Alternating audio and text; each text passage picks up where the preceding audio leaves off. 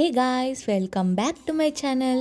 అందరికీ వినాయక చవితి శుభాకాంక్షలు. వినాయక చవితి సందర్భంగా చిన్న కథ అయితే చెప్తాను. అసలు వినాయక చవితి పండుగ ఎందుకు జరుపుకుంటారంటే, పురాణాల ప్రకారం పార్వతీ పరమేశ్వర్ల పుత్రుడైన వినాయకుడి పుట్టినరోజు. అందువల్ల ఈ వినాయక చవితి పండుగ జరుపుకుంటారు. ఒకరోజు పార్వతీదేవి అభ్యంగ స్నానం చేయడానికి పెట్టుకున్న నలుగు పిండితో ఒక బాలుడి రూపం చేసింది. ఆ బాలుడి రూపానికి ప్రాణం పోసింది. ఆ బాలుడిని ఎవరినీ లోపలికి రానివ్వకుండా చూడమని కాపలా పెట్టింది. ఇంతలో పరమశివుడు అక్కడికి వచ్చాడు. ఈ బాలుడు ఆ పరమశివుడిని లోపలికి వెళ్లకుండా అడ్డుకున్నాడు. అప్పుడు శివుడికి చాలా కోపం వచ్చింది. ఇద్దరి మధ్య వాగ్వాదం అయ్యి కోపంతో ఆ బాలుడి శిరస్సును ఖండించాడు ఆ పరమశివుడు. ఇంతలో పార్వతీదేవి వస్తుంది. తల తెగిపడిన ఆ బాలుడిని చూసి ఎంతో దుఃఖిస్తుంది. నా బాలుడిని బ్రతికించమని పరమశివుడిని కోరుకుంటుంది. వెంటనే తన భటులని ఉత్తర దిక్కున తల పెట్టి పడుకున్న వారి తలని తీసుకురండి అని చెబుతాడు. గజాసురుడు ఆయన ఏనుగు తలని తీసుకొస్తారు. ఆ తలను బాలుడికి పెట్టి ప్రాణం పోస్తారు ఆ పరమశివుడు.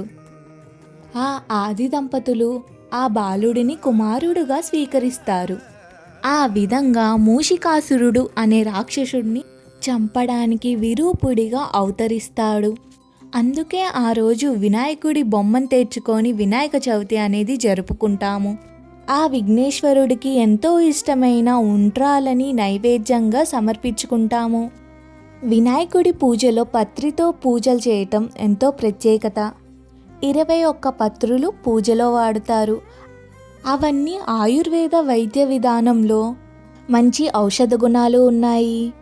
వినాయక చవితి సమయంలో వర్షాలు పడి రోగాలు వ్యాపించే క్రిమికీటకాలు పెరుగుతాయి. అందుకే నిమజ్జన సమయంలో పత్రిని నీటిలో వేయటం వల్ల ఆ క్రిమికీటకాలు నశించిపోతాయని పురాణాల్లో చెప్పటం జరిగింది. ఎలా ఉంది నేను చెప్పిన కదా? బాగుందా? బాగుంటే ఈ చిన్ని పద్యం కూడా వినేయండి. ఈ పద్యం గనక మీలో ఎవరికైనా తెలిస్తే కింద కామెంట్ సెక్షన్లో తెలపండి. వెంకయ్య వెంకయ్య వేముల్ తాత కనకా పండ్లు కాముని రూపుల్ ఎత్తని గొనుగుల ఆకాశంకుల్ వాగు నీరు వర్ణం పత్రి. ఓ బొజ్జ వెంకయ్య, నీ బంటు నేనయ్యా, ఉండ్రాలు మీదకి దండు పంపించు. కమ్మని నెయ్యైనా కర్బూజా పప్పైనా పుట్ట నిండా తిని పొలిసిగుల్స్. తెల్లని గుల్లె నల్లని వెంకయ్య 4 చేతులు నమస్కారం. ఇలా జరిగిందనమాట ఈ ఇయర్ మా వినాయక చవితి. ఈ వీడియో కనుక మీకు నచ్చినట్టయితే ఏం చేయాలో తెలుసు కదా.